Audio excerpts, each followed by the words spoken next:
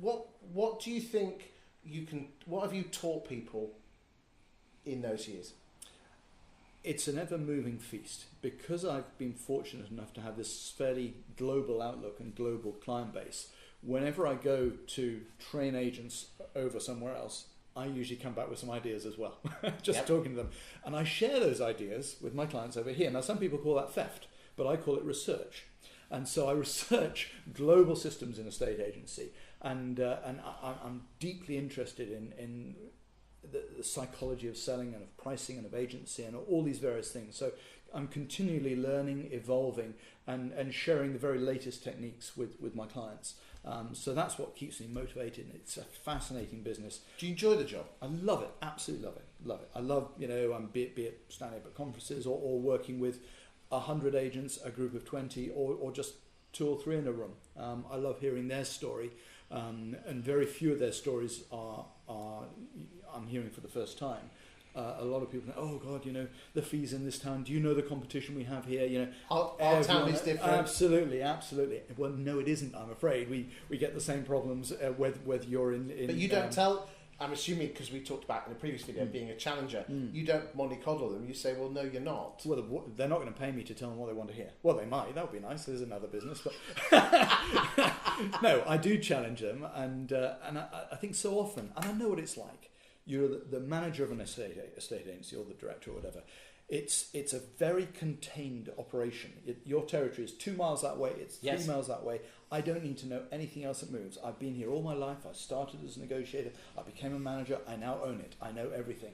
And yet, coming in from the outside with a helicopter view, I don't like to say you know nothing, because agents know a lot locally, but there's so much yet to learn, and that learning is evolving all the time. So when I do training, I like to think training is not just the basics. I'm assuming they've already got some of the basics pretty well. I like to take good agents and make them great.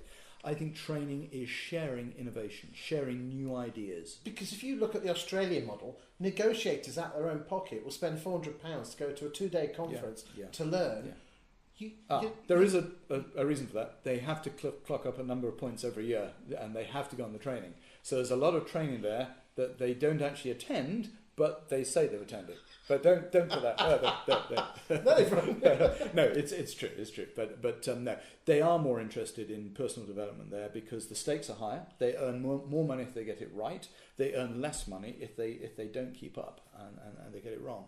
And certainly in the States, it's such a mixed bag of agents. There are very few in the States. Although there are something like 1.3 million members of the National Association, it is a massive industry. In fact, the real estate lobby is the second biggest lobby in Washington after the gun lobby. Wow.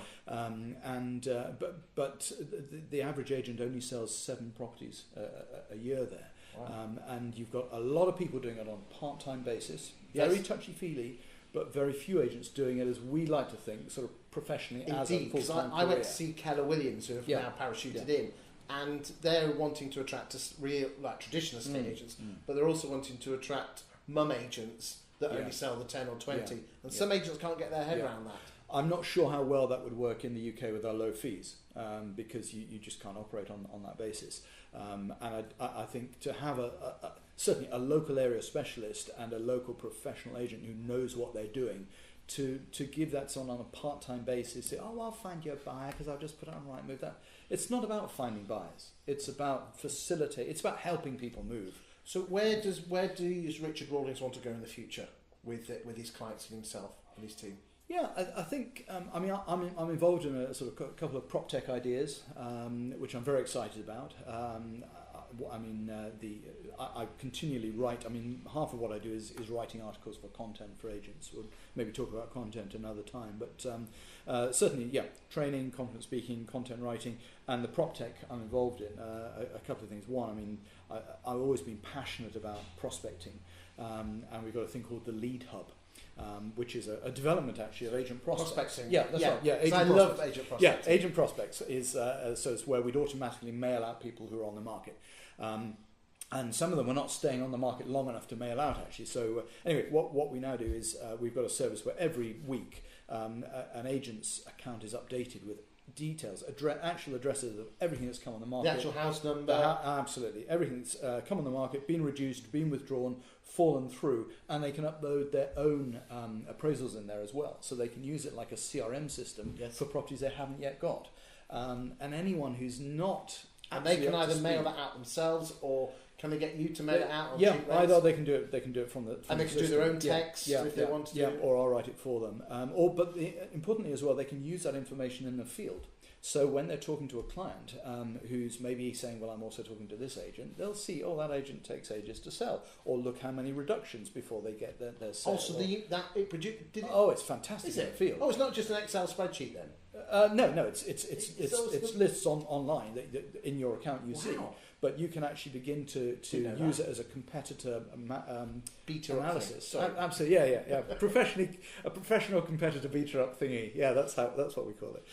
So lots of interesting stuff there. When you know how to use it, it's simple to use, but in the field to have that sort of information at your fingertips is fantastic. What else do you offer agents apart from these marketing packages? Writing the content and it's content, it's training in the field. I have a thing called Agent Masterclass, which because moving toward, I'm spending a lot of time out training, so I put all my material, everything I know at this point in time, almost about 96 modules I've recorded over the last year or two, and so that's on Agent Masterclass. And that's the one that negs and valuers can go on, isn't it? Yeah, absolutely. So I still think you're too cheap on that, if you don't mind me saying. I'll just put the price up, don't worry. No, the content that's in there is amazing. Yeah. Oh, thank you. Yeah. No, I mean that's now £1,500 for a branch for a year, and anyone in the branch can access it. Yeah. No, it was too cheap. And there's a load. Don't use the word cheap. Inexpensive. No, it was cheap. So yeah, but I mean, that's still cheaper than having me there for a day. Yeah. So it means everything I know they can get access to, and they're short, sharp, 10-20 minute video modules covering everything under the sun. And the ones that the agents particularly like are those they never thought they'd actually need. They go straight to the getting fees up or getting instructions, and it's some of the subtler ones that have the really cool ideas in as well. So it's worth exploring that. Like most things though, like in life, Richard, it's all about implementing them. Yeah, absolutely. Yeah. Maybe we can talk about that in the next video. Yeah, absolutely. Thank you. Cheers, thank you.